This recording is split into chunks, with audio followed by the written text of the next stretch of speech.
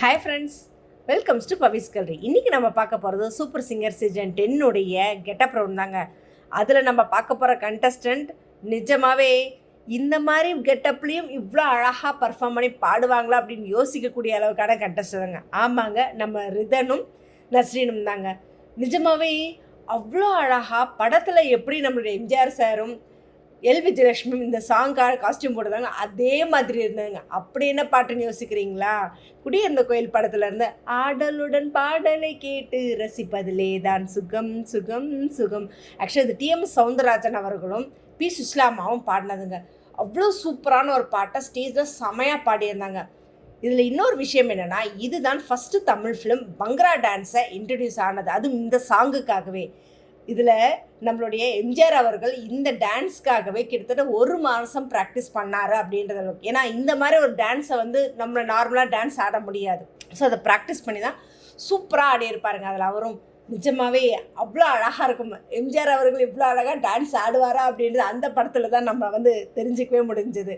So இப்போ ஏற்பட்ட இந்த சாங்கை ரொம்பவே அழகாக பாடி ஸ்டேஜில் இருக்க எல்லார் மனசையும் கவர்ந்தாங்க அப்படின்னு தான் சொல்லணும். இன்ஃபேக்ட் இந்த படம் 1962 ஹிந்தியில் ரீமேக்காக சைனா டவுன் அப்படின்ற பேரில் ரிலீஸ் ஆனதுங்க. இந்த ஸ்டோரியே ஒரு டிஃப்ரெண்ட்டான ஒரு ஸ்டோரின்னு தான் சொல்லணும். ஏன்னா எம்ஜிஆர் அவர்களே ட்வின்ஸாக பிறந்திருப்பார். தம்பி போலீஸ் ஏடி அந்த ஒரு கேரக்டரும், அண்ணன் வில்லன் கேரக்டராகவும் இருப்பாங்க. ஏன்னா சின்ன வயசில் அவங்க அப்பா கொலை செஞ்சுதா அப்படின்னு சொல்லி பண்டரிபாய் அவர்கள் ஊரை விட்டு போகிற நிலமையில இருந்தால், அந்த வகையில் ஊரை விட்டு போகிற சமயத்தில் குடிக்க தண்ணி வேணும் அப்படின்றதுக்காக ட்ரெயின்லேருந்து இறங்கும்போது அவர் தண்ணி பிடிச்சிருக்க சமயத்தில் ட்ரெயின் மூவ் ஆகிடும். ஸோ ட்ரெயின் மூவ் ஆனதுனால இவங்க யாரும் அது கவனிச்சவும் இருக்க மாட்டாங்க.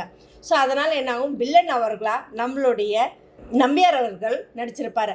நம்பியார் அவர்கள் அவரை கூட்டிகிட்டு போய் தன்னோட இயற்பெயரான சேகர் அப்படின்னு மறைச்சு பாபு அப்படின்னு வளர்த்திட்டு அவரை ஃபுல் அண்ட் ஃபுல் இந்த இல்லீகலான ஒரு பிஸ்னஸ்க்கு, கள்ளக்கடத்தல் அந்த மாதிரி பிஸ்னஸ்க்கே ட்ரெயின் பண்ணியிருப்பாங்க. இந்த இதில் பார்த்திங்கன்னா 2 பேர் இருக்கும். ஒன்று நம்மளுடைய போலீஸ் டிபார்ட்மெண்ட் இருக்க அந்த எம்ஜிஆருக்கு ஜெயலலிதா மேடம் அவர்கள் இருப்பாங்க. இன்னொரு வில்லன் கேரக்டரில் இருக்கிறவருக்கு ராஜஸ்ரீ அவர்கள் ஒரு பேரா நடிச்சிருப்பாங்க.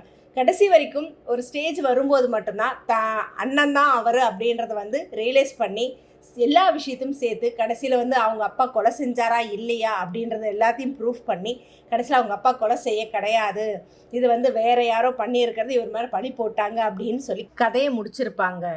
ஸோ இந்த மாதிரி ஒரு படத்தில் தான் இவ்வளோ அழகான ஒரு பாட்டு பாடாங்க. பாடி முடித்ததும் நம்மளோட ஜட்ஜஸ் கொடுத்த கமெண்ட், நஸ்ரீன் செம்ம க்யூட்டாக அழகாக பாடியிருக்கு அப்படின்னு சொல்லிட்டு சித்ராமா சொன்னாங்க. எனக்கு ரொம்ப ரொம்ப சந்தோஷமாக இருக்குது நீ பாடினதை கேட்டதுக்கு, இவ்வளோ அழகாக பாடினதுக்கு அப்படின்னு சொன்னாங்க. அடுத்ததாக நம்மளுடைய இமான்ஜி அவர்கள் நிஜமாகவே இதெல்லாம் ரொம்ப ஒரு பெரிய விஷயம். இந்த மாதிரி ஒரு பாடலை எங்கேயோ ஒளிஞ்சு மறைஞ்சிருந்த பாடலை எடுத்துகிட்டு நீங்கள் ஸ்டேஜில் பாடி அதை நிறைய பேர்த்துக்கு ஞாபகத்தை திருப்பி கொண்டு வர்றதுக்கு சூப்பர் சிங்கருக்கு நிஜமாகவே ஒரு தேங்க்ஸ் சொல்லணும். வாய்ப்பு கொடுத்ததுக்காக ரொம்ப ரொம்ப தேங்க்ஸ் கண்ணா. இந்த மாதிரி ஒரு பாடலை நீங்கள் ஸ்டேஜில் கொண்டு அவ்வளோ அழகாக நீங்கள் ப்ரெசென்ட் பண்ணியிருக்கிறது.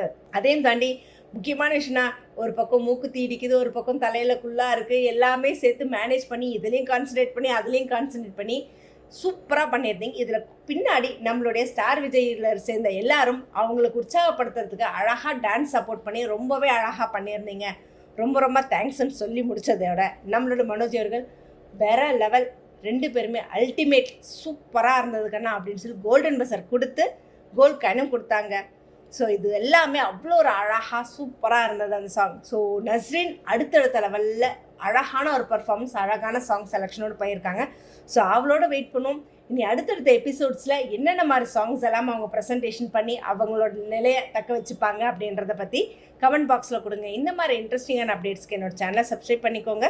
பக்கத்தில் இருக்க பெல் ஐக்கானும் கிளிக் பண்ணிக்கோங்க, நோட்டிஃபிகேஷன் மிஸ் பண்ணாமல் இருக்கிறதுக்கு.